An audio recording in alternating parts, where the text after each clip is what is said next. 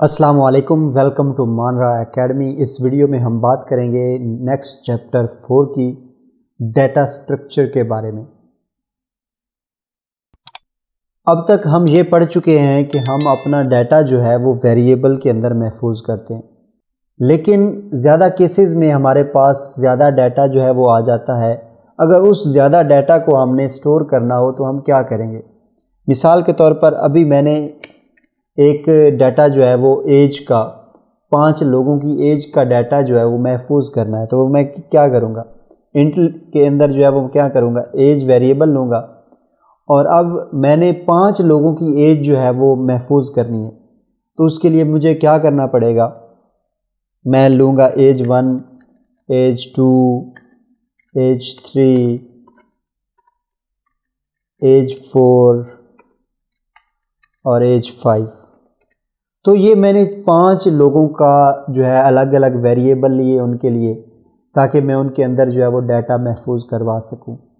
ये चीज़ हम पहले करते आए हैं, लेकिन अगर 5 तो चलो आपने यहाँ पर ले लिए 5 वेरिएबल, इतनी ज़्यादा मुश्किल नहीं। लेकिन अगर तादाद ज़्यादा हो, मिसाल के तौर पर 100 लोगों की आपने एज लेनी हो, तो फिर आप क्या करेंगे। इसी तरह 100 से ज़्यादा आगे 1000 लोगों का डाटा आपने मेंटेन करना हो और उसका के लिए आपने जो है वो स्टोर करना हो डाटा, तो उसके लिए क्या करेंगे। तो इस सूरत में हमें प्रॉब्लम जो है वो सामने फेस करनी पड़ती है।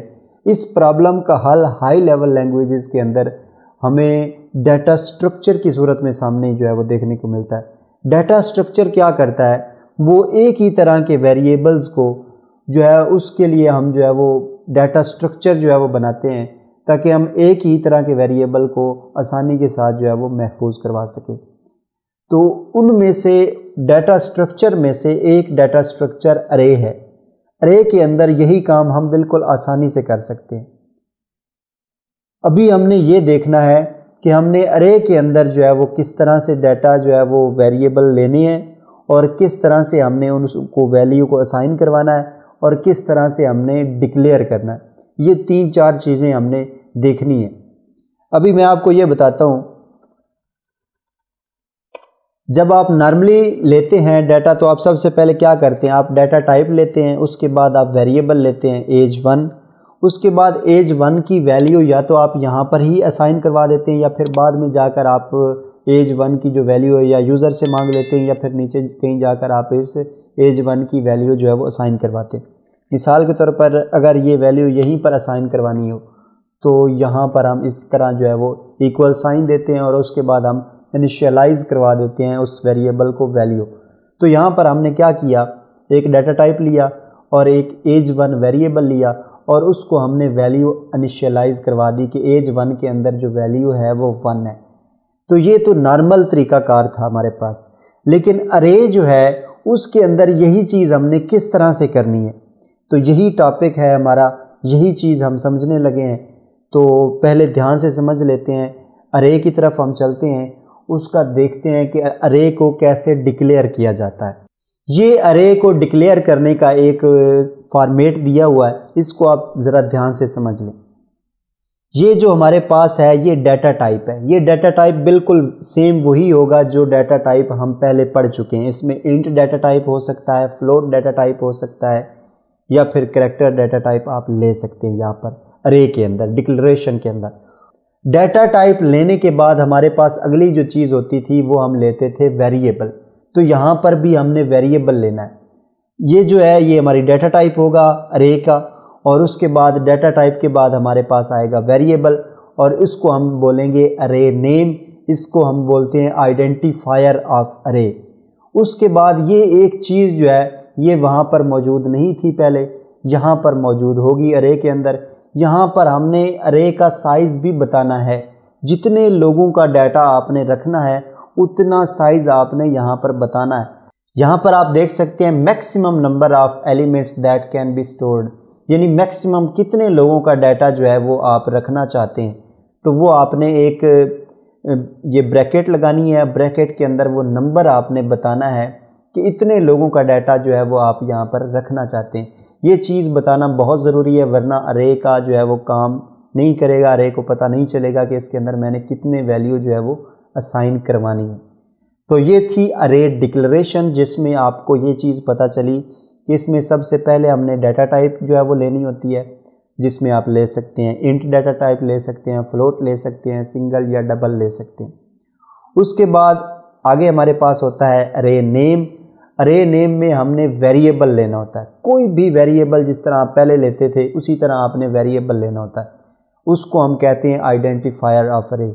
और उसके बाद हमने ब्रैकेट लगानी है, ब्रैकेट के अंदर हमने साइज़ बताना है डिजिट्स के अंदर, 1 है, 2 है, 3 है, 100 है, 100 है, 200 है, जितना भी है वो साइज़ आपने यहाँ पर बताना है। और उसके बाद ये स्टेटमेंट टर्मिनेटर आप यूज़ करेंगे तो ये आप अरे डिक्लेयर जो है वो अरे डिक्लेयर कर देंगे। मिसाल के तौर पर हमने डेली वेजेस हैं 7 लोगों की, वो महफूज करवानी है, तो उसके लिए हम क्या करेंगे, सबसे पहले हम जो है वो ये टाइप ऑफ डाटा बताएंगे कि हमने किसके अंदर वो वैल्यू रखवानी है, तो इंट के अंदर रखवानी है। उसके बाद यहाँ पर हम क्या कर रहे हैं, अरे का नाम है, यहाँ पर हम अरे का नेम बता रहे हैं। जिस तरह आप वेरिएबल नेम बोलते थे, तो अब हम आप इसको बोलेंगे वेरिएबल की जगह पर आप इसको बोलेंगे अरे नेम, तो ये अरे नेम कहलाएगा। और उसके बाद यहाँ पर ये ब्रैकेट्स आएंगी और इसके अंदर वो साइज़ आएगा कि कितने लोगों का डाटा जो है वो आप रखना चाहते हैं। इसी तरह फ्लोट के अंदर आप मार्क्स रखना चाहते हैं 20 लोगों के, तो आप क्या करेंगे, पहले आप अरे का टाइप बताएंगे, वो फ्लोट होगी। उसके बाद अरे का नाम बताएंगे मार्क्स, और उसके बाद ब्रैकेट्स लगाएंगे और आप बता देंगे कि ये 20 लोगों के नंबर हमने यहाँ पर रखने हैं। तो ये थी अरे डिक्लेरेशन। अब हम जो है वो अरे इनिशियलाइजेशन भी देख लेते हैं, और अरे इनिशियलाइजेशन के साथ हमारे पास एक एग्जाम्पल कोड 4.1 है, इसको भी हमने देखना है ताकि हमें ये चीज़ें जो है वो बेसिक हमारी क्लियर हो जाए। तो अरे इनिशियलाइजेशन के अंदर हमने क्या देखना है, मैंने आपको ये चीज़ बताई है कि यहाँ पर हमने वैल्यू असाइन करवानी होती है, इनिशियलाइज करवानी होती है वेरिएबल के अंदर, जिस तरह हम पहले करते थे। तो अरे के अंदर जो हमने अरे को कॉल करना है, तो उस अरे की हमने वैल्यू भी तो इनिशियलाइज करवानी है। वो आप ख़ुद भी इनिशियलाइज करवा सकते हैं जिस तरह हम पहले करवाते थे वेरिएबल के लिए, या फिर आप बाद में यूज़र से भी मांग सकते हैं, या फिर बाद में कहीं नीचे जाकर आप उसकी वैल्यू इनिशियलाइज करवा सकते हैं। तो इनिशियलाइज करवाने का क्या तरीकाकार है वो हम देखते हैं। ये आपने डाटा टाइप ली, उसके बाद आपने अरे का नाम लिया, वहाँ पर आपने साइज़ लिया, कितना जो है वो उसका अरे का जो साइज़ है वो आपने बताना है। उसके बाद आपने इक्वल साइन लगाना है, अरे साइज़ लेने के बाद इक्वल साइन लगाएंगे। उसके बाद आपने दरमियानी जो ब्रैकेट होती है वो लगानी है, और उनके अंदर आपने जितने भी वो नंबर लिए थे कॉमा लगाकर आपने उनकी वैल्यू जो है वो देनी है। तो इस तरह जो है ये आप इनिशियलाइज करवाएंगे। कैसे, हम चलते हैं एक एग्जांपल में, हम यहाँ पर देख लेते हैं। अभी हमने कहा था कि हमने 5 लोगों की एज जो है वो महफूज करवानी है। सबसे पहले हम टाइप ऑफ डाटा अरे जो है वो लेंगे, तो वो हमने इंट के अंदर लेनी है। उसके बाद हम अरे का जो आइडेंटिफायर है वो लेंगे, तो एज है वो उसका नाम, ये अरे का नाम हो जाएगा। उसके बाद हमने क्या करना है, ये हमने ब्रैकेट्स लेनी है, इनके अंदर हमने बताना है कि कितने लोगों की एज है। तो यहाँ पर ये 5 लोगों की एज है, तो यहाँ पर हम क्या करेंगे 5 लिखेंगे। उसके बाद इनको इनिशियलाइज करवाने के लिए हमने लगाना है इक्वल साइन। इन 5 लोगों की जो एज है उसके लिए हमने क्या करना है, इक्वल साइन लगाने के बाद हमने ये दरमियानी ब्रैकेट लगानी है, और यहाँ पर हमने 5 लोगों के लिए जो एज है वो लिखनी है।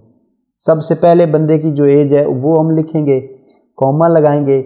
उसके बाद दूसरे बंदे की एज लिखेंगे, फिर कॉमा लगाएंगे।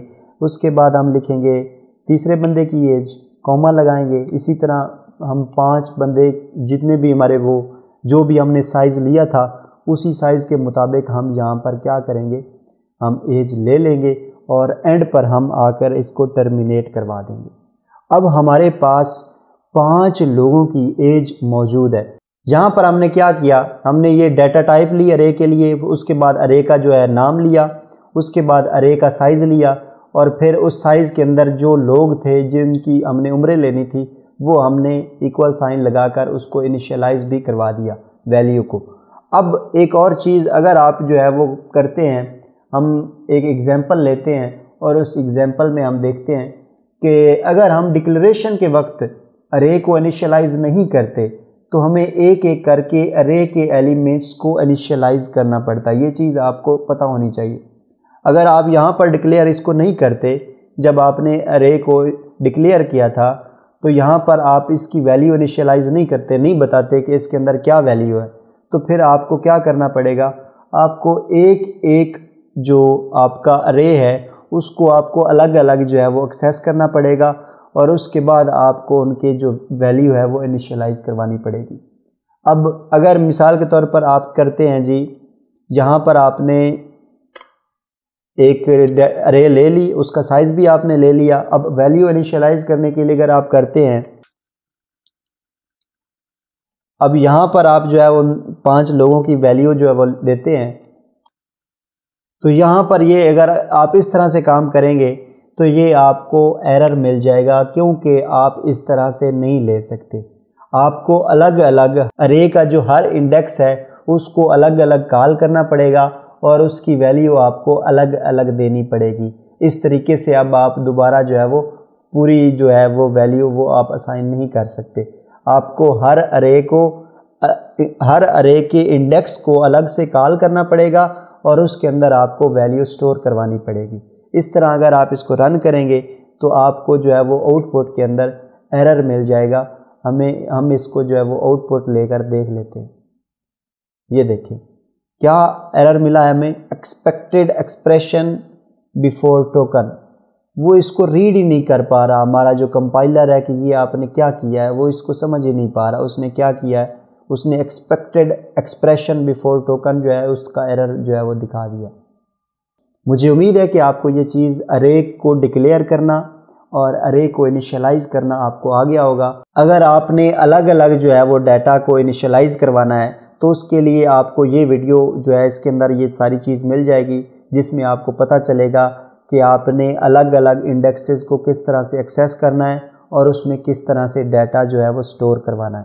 अगर आपको हमारी ये काविश पसंद आ रही है और आप इस तरह की मज़ीद वीडियोस देखना चाहते हैं तो आप इस चैनल को सब्सक्राइब कर लें। Thank you very much. अल्लाह हाफ़िज़।